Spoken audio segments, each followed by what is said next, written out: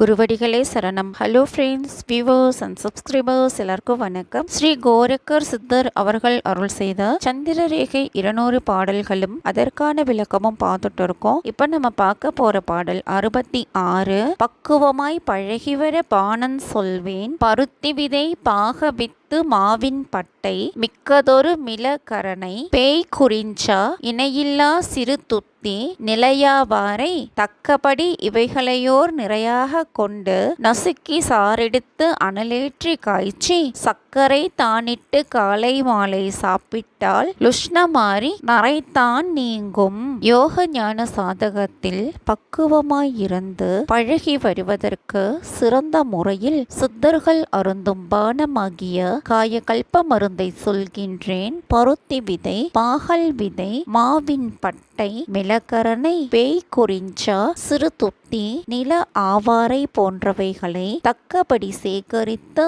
இவைகள் யாவையும் 10 கிராம் அளவு எடையில் சமமாக எடுத்துக்கொண்டு அதை கல்வத்தில் நசுக்கி வரும் சாற்றை எடுத்துக்கொள்ள வேண்டும். அந்த சாற்றை பாத்திரத்தில் அடுப்பில் வைத்து பொங்கும் அளவிற்கு சீராக காய்ச்ச வேண்டும். காய்ச்சிய சாற்றில் தேவையான அளவிற்கு சர்க்கரை போட்டு இந்த கியாழத்தை காலையும் மாலையும் தொடர்ந்து சாப்பிட்டு வந்தால் யோகத்தால் ஏற்படும் உஷ்ணம் யாவும் குறையும். மேலும் உடம்பில் இளமை நீடித்து நரைத்திரை யாவும் நீங்கும். பாடல் 67. நீங்காமல் இருத்திருப்பார் நிலைதான் தோணும் நிரஞ்சனமாய் சிதாகாய வடிவே வட்டம் பாங்காக பருதி மதி பாய்ந்தோடாது பம்பரம் போல் சுழன்று உடல்குள்ளே நிற்கும். மாங்காயின் பாலோரல் உண்டு மைந்தா மலைமீதிலேறி மனம் மயங்கிடாமல் தூங்காமல் தூங்கி சுழிமுனையை நாடி தூபமெனும் பெருவெளியை கண்டு நேரே. நிரஞ்சனம் அப்படின்னா குற்றமில்லாத மெய்ப்பொருளை விட்டு வாசி நீங்காமல் இருத்தி தியானித்து பாருங்கள். ஞானவெளி குற்றமில்லாத அழகிய வட்டமாய் காணும். இந்நிலையிலேயே பாங்காக இருந்து வாசியை செய்து வர சூரிய சந்திர கலைகளால் வெளியேறும் மூச்சு பாய்ந்து ஓடாது.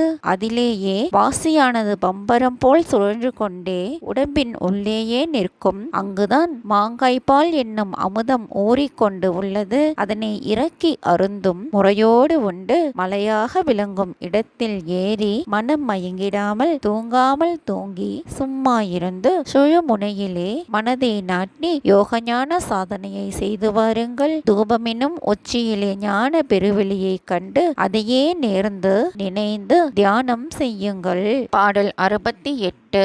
நேரே தூய வட்டமொன்று மேலே நிற்கும் திறந்து மடை பொழிவது போல் அமுதம் பொங்கும். பாரே உன் மனத்தாலே உன்னால் உன்னை பதறாமல் உணர்ந்து பாலை உண்ண ஈரேழு உலகமெல்லாம் எதிரே காட்டும் இன்பங்கள் என்னென்று சொல்வேன். அங்கு சீரேதான் மெத்த உண்டு சிறந்து ஓங்கும் சிதறாமல் ஞான வீடடையலாமே. காண்பதற்கு நேராக பரிசுத்தமான வட்டம் ஒன்று மேலே நிற்கும். அடைத்த மடை திறந்து தண்ணீர் பொங்கி பாய்வது போல் அமுதம் பொங்கி நிற்கும். அப்போது உன் நினைவு தன்னை உன் நினைவை கொண்டு உன் நினைவையே நினைத்து பார். அதிலேயே உன் மனதை ஓட விடாமல் நிறுத்தி உண்மையை உணர்ந்து பொங்கி வழியும் அமுத பாலை இறக்கி உண்ண ஈரேழு உலகமெல்லாம் உன் கண் எதிரில் காட்டும். அதனால் கிடைக்கும் பேரின்பத்தை ஆனந்தித்து உணர முடியுமே தவிர அதை விவரித்து எவருக்கும் சொல்ல முடியாது மகனே. இந்த பூமியில் உன் பெருமை என்றும் சிறப்புடன் விளங்கி உன் புகழ் நிலையாக ஓங்கும். மனதை மனதிலேயே நிறுத்தி வாசியை ஒழுங்குடன் நடத்தி ஞான வீடாக விளங்கும் இடத்தில் இருக்கும் இறைவனை சேர்ந்து இரவா நிலை அடையுங்கள்.